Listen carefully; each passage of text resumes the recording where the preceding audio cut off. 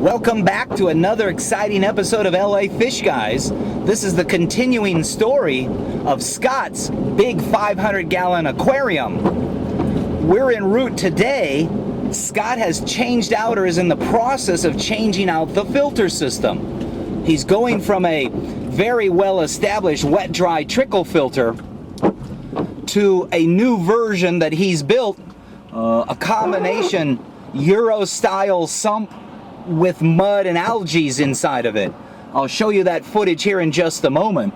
What we're doing today is we're going to, he's going to pull out that old filter system, slide the new filter system in there, and then I'm going to show up with 100 gallons of water so we can do not just a water change, but probably replenish the water that he's discarded or lost as a result of switching out that filter system. I have to tell you, I do have two concerns though. One is, he does have an existing ick issue in the tank. I'm not sure how he plans on resolving it, and I think he's just hoping that it's going to go away by itself. And number two, I've already expressed my concern about pulling out an established wet-dry trickle filter and adding in a brand new unestablished filter. Regardless of the fact whether it has live rock or algae in it, I just don't think it's going to be able to pick up the same pace as that established wet-dry trickle filter. So let's go ahead and show you the filter that he's putting into the system, and I'm going to show you it once it's installed and the condition of the tank as it moves forward. So come on with us as we take on another big challenge, switching out a filter and a 500-gallon aquarium system. So here's Scott's fancy filter system all set up nicey nice for us. It's a combination Euro-style mud system and algal turf scrubber. But let's let him tell you all about it. Alright, so a little tour of the filter system here. We've got our overflows. You can see these little bulkheads right here in front of us. That's where the water will enter the system from the tank. There's an overflow box inside of the filter system that the overflow water will flow out of, and the little box here will act as an air trap. It flows out of these little channels into the filter socks, which you can see there. So we got 4 filter socks or 7-inch filter socks, and they'll make my life miserable and hopefully take out some of the extra material coming from the tank. We've got a pretty big space inside the filter box. This area over here is going to be set up with live rock. Should be able to get about 60-70 pounds in there. I've also got another little acrylic box that I had around here for a while, and I'm going to repurpose it, and the output from the protein skimmer is going to be plumbed into that, and it'll act as an additional air trap for the water coming out of the skimmer. Let's move over here to this side of the tank.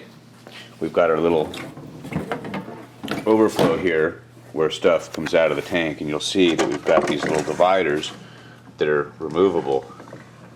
And I decided to go that route because in the event that I don't like my air trap setup between the sumps or at the exits of the sumps, having the components removable allows me to be able to make adjustments that I wouldn't be able to make if they're glued in. You see all the little covers here, they're all dadoed and laser cut out. Let's see here, move on to the refugium. Water enters through a little space over here. I guess while we're on that subject, you'll see the bulkheads connecting the two, and we had to do it in 2 pieces so that we can actually get it under the tank. Water enters the refugium. It will leave through that slotted spot there into the main area of the refugium. And we'll move the light here so you can see better in there. But we've got a big space. It'll have a deep sand bed. Water will cross through here and exit through the slots in the back into another box, which is another air trap with removable slots. And from there, water exits that pipe into our big Reef flow hammerhead return pump. It's also plumbed so that water from the other tank can be drawn by the same pump. That way, if I need to, I close the valve down there, open a valve over here, and now I bypass the refugium and draw straight from the first sump. And then we have our little recirc pump sitting there. It's a Reef flow dart, and that'll be running the water back into the tank through the little grid around the overflows that we talked about in the last episode. So tell us about this monster protein skimmer you have here. This is the Royal Exclusive Alpha 300 cone skimmer. It uses a pair of Red Dragon 1500, if I'm not mistaken, pumps. Never used it. It's waiting to go in. I have to reserve my judgment. I'm currently running a Beckett skimmer that I really like, and hopefully this newfangled cone skimmer will do an adequate job, or even a better job, and do it with a lot less power. Now I see 2 water pumps here. Tell me about why 2 water pumps. I guess the theory is with these pumps is they'll create greater air volume by having 2 of them with less power. So both water pumps are just supplying aeration and water into the skimmer. They're not 2 different uses or anything. No, they both dry air, venturi air into the system, as well as pump the water into the system, or into the skimmer. And these little cylinder doohickeys on the back? They're just fancy air boxes.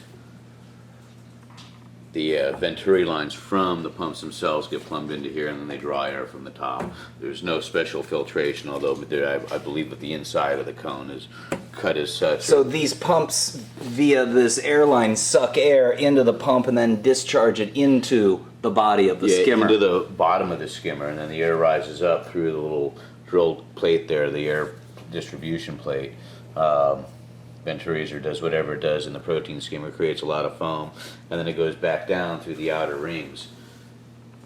So tell me about the lights you're going to use on this refugium. Well, these are inexpensive $30 lights. I forgot what company makes them, but they're a compact fluorescent. I think they're 67 watts, 6500K, and all my research tells me they grow great algae.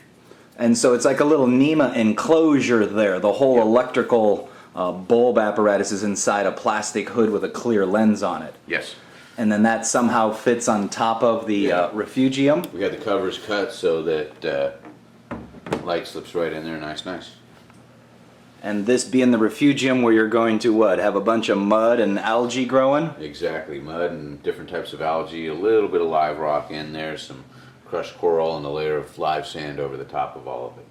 And so this will replace the existing wet-dry trickle filter with some bioballs and some live rock. That's correct. Initially we'll use the bioballs from the other system. We'll place the bioballs in the filter stocks. That way we can kind of wean them out of the system. And still carry over some sort of biological filtration into the new system? Yeah, we've also got all the live rock, and I plan on reutilizing all that live rock in the system so that the bio filter itself is not being eliminated completely. We'll be taking the box out, the filtration will remain intact, at least until I get bored of it and need to rip it out. Make it a point to come on back for part 5 of LA Fishguys, Scott's big 500-gallon fish tank, as we pull out the established wet-dry trickle filter and replace it with that new fancy combo Euro Refugium mud algal turf system and an escalating, getting out of control ick situation.